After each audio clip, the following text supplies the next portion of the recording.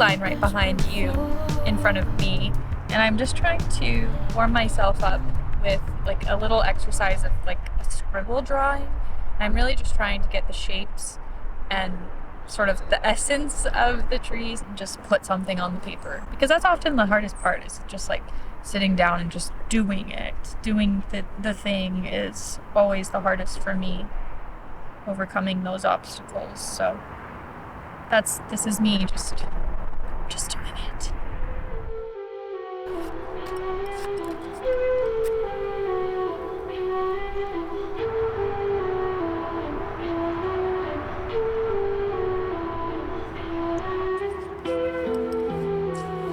My intention for being here today is to allow myself the space to express myself freely outside of the bounds of an enclosed space and outside of the bounds of perfectionism. I have a lot of self-doubt and a lot of fear surrounding that doubt. I'm really trying to push myself to do it despite my hesitance. Scarlet by trade, a crown is a crown, even if This is the High Priestess, and she comes up a lot for me. The energy of the High Priestess can be found deep within us all. While she is inherently a symbol of feminine wisdom, we all possess her gentle touch and passivity, regardless of our gender or whether we choose to embrace it or not. Whereas the Magician is a symbol of conscious power and outward action, the High Priestess represents the unconscious and inner knowing. We may think of her as our gut feeling or inner voice, assisting us with those problems that the rational mind cannot solve. In essence, she is what we call female intuition. I'm really trying to experiment because I'm not good at doing things messily, and I'm really drawn to artwork that is sort of like asymmetrical and unexpected. I find those things the most beautiful and the most interesting to look at. And so I want my art to represent that beauty, that aspect of beauty in life. I'm actually more comfortable with drawing something that's kind of like technically correct, or I mean, it's just sort of like my propensity to just try to make something look perfect when that doesn't actually represent what I want to accomplish with my art. This question was posed to me. I mean, it was sort of more so geared towards people's perception of me as a person and my social anxiety and like inability to express myself freely, because I fear judgment. I fear not being accepted. It's very strange when you try to confront those things, because then you think, okay, well, are you afraid to mess up because you want to be perceived as perfect? Not at all.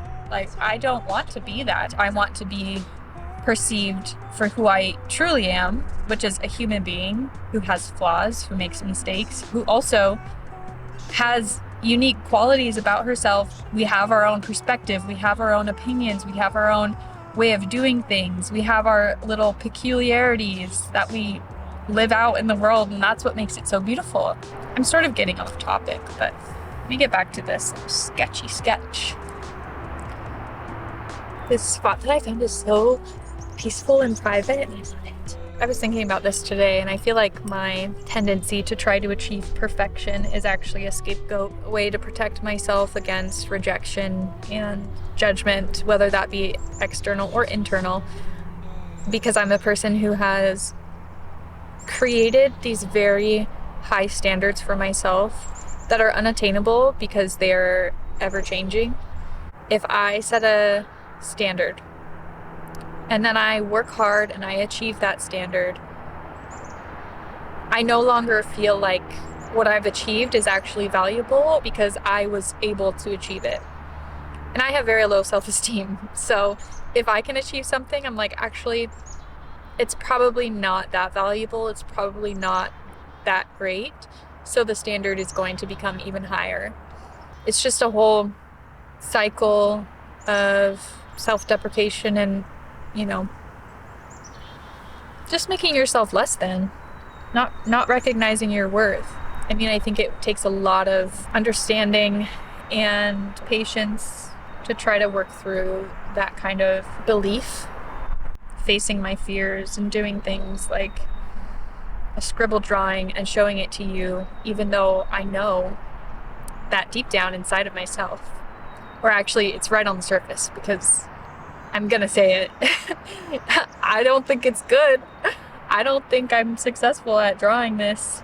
I truly believe that there is nothing embarrassing about being brave enough to put yourself out there, to go and try the thing, try whatever it is that you're desiring to accomplish.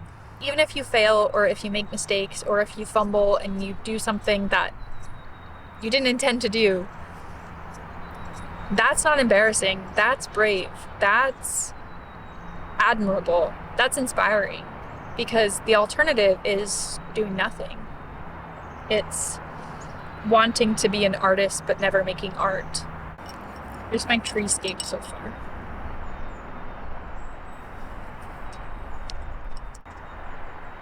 I'm being perceived. I'm still doing it and nothing bad has happened. I fear disappointing other people, which will then make them reject me and abandon me and not see any value in me. But I also think I fear disappointing myself, you know? If I put 100% effort into creating something and the way that it turns out is like horrible, objectively bad or subjectively bad, either one, if I think it's bad and that was my best effort, does that mean that I can no longer say that I am creative or that I'm an artist? That's a really big fear of mine. A very big fear of mine. If you create something and you are disappointed in it, that doesn't suddenly mean like, oh, I'm not an artist anymore because I created something that was bad. Of course, that's not the case. Everybody who is anybody has failed and done things that they wouldn't want other people to see. Even if it's like Pablo Picasso or Frida Kahlo or Da Vinci, like anybody has created things that have not been something that they're proud of or something that other people might revere. Okay, I was getting into my bigger chunks of detail and everything like that, but this is what I have so far. But I have to go to my doctor's appointment.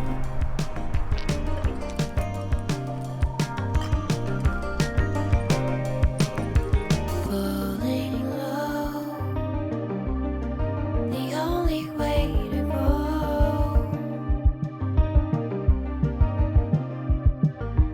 Take it slow. I've been through worse before.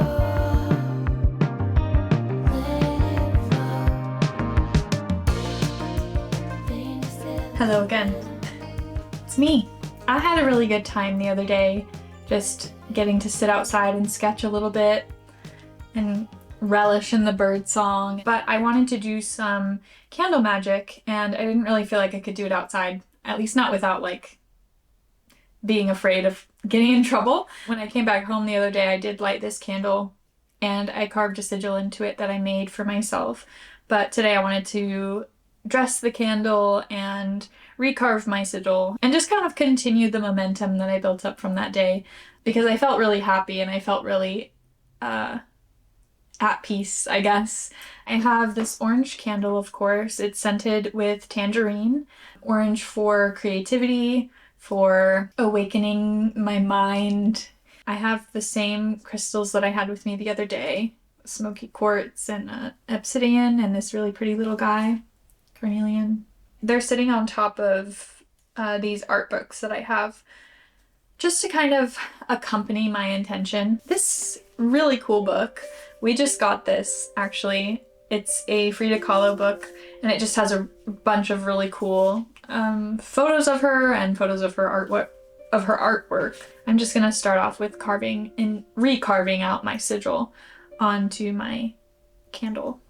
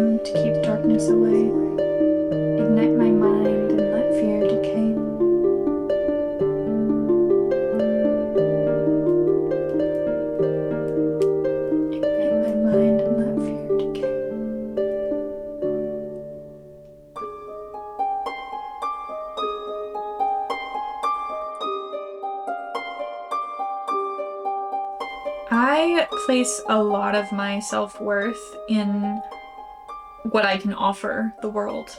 And that breeds this very harsh perfectionism that I really struggle with. And it sort of causes me to want to be able to control things that I can't control. It's trapped me in this loop of being afraid of making mistakes and then feeling so anxious about what will happen if I do make mistakes, when really what I'm actually afraid of is letting life pass by without having any meaningful experiences and missing opportunities and not living up to my potential. In my high school art class, actually, art was my favorite subject in school. But I remember when I was in the class, while I was there, I was really just waiting for it to be over. We would all sit around at these big square tables and obviously, work beside one another, which is really cool. But I was over there and I would be doing my work like this. I'd be like this, trying to make sure nobody would see what I was doing because I was so afraid of what they would think.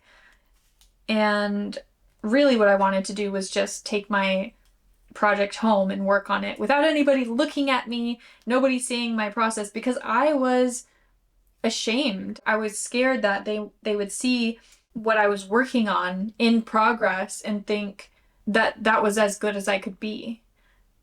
It's sort of the same thing as like talking to somebody on the phone versus texting them. It's like you have this buffer between you doing the thing and being perceived doing that thing.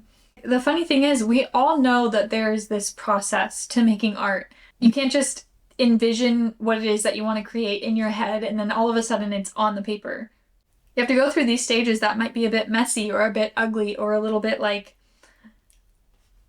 I don't know if this is going to turn out, but that's just the way that it is. That's kind of the beauty of it, especially if you think about like AI and all of that stuff. It's like, as humans, we have a process. We have to flesh this idea out from our imagination, extract it from our minds, and translate it to something visual.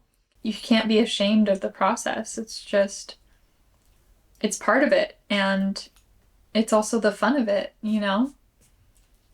I'm not entirely acquainted with like figure drawing. Since I was a kid, I've always been really interested in like portraiture, but something I never understood was negative space. I remember our teacher talking about negative space, and I always just thought like, why does that matter? Like, how is that different from just looking at the shape of the thing? Like looking at the space around it, how is that not the same thing? I don't know if you'll be able to see this. This photo is also like a little bit low contrast, but like negative space would be this space right here. Why it's helpful versus like looking at the figure is because our minds kind of get a bit distracted and we're not seeing people usually as shapes, but we can see this negative space more as a shape, I think. I don't know if that's true. I don't know if there's like, that's like psychology or something. Yeah, I think it's helpful for sure. I am a firm believer that humanity needs art. And the reason why I think that is because it's one way that we are able to access people's unique perspectives on the world. I also think it's like a very normal human desire to feel seen and to feel understood for who you truly are. In order to be understood, though, we have to first be vulnerable enough to put ourselves out there and make mistakes and not worry about what we might look like. See, I'm getting stuck and I'm not wanting to continue. I want to just like scrap it and move on because I'm like, I don't know. I'm making mistakes and I don't know. We have to accept that the world is in a constant state of flux outcomes and certain things are up to the whims of the universe. We don't have control over everything. There are certain things that are within our power and certain things that are just not. We have to just release, approach it with curiosity. That's what I'm working on. I don't know what the outcome will be, so how do I know if it's gonna be good or bad? That is not serving me. I don't know why I'm so afraid of failure, because failure means that you tried. It means that you put your energy toward accomplishing something, regardless of the outcome, and you just propelled yourself 100 steps closer to achieving your goals. So stay on that path, use that momentum, and keep moving. Keep moving with the world that continues to move. You are so much closer to achieving your dreams. And in that way, I think failure is actually a form of success. You're on the right path. Keep going. Keep going. Don't be ashamed of being human. It's a beautiful thing to be. It really is. It's a beautiful thing to be. This pose is baffling me. I don't know where her legs are. And I wasn't that successful in drawing it, but guess what? I am enriching my mind. I am understanding more about proportions, and I'm understanding more. I'm achieving my goal here, and I am learning and growing. I can show you my drawings, actually. This is my experimental treescape. And here are this one is the initial pose that I did. And this was my failed attempt at this other one. When I'm sitting high on the shore, looking across the ocean, well, I do not cry. It's just my soul rimmed out.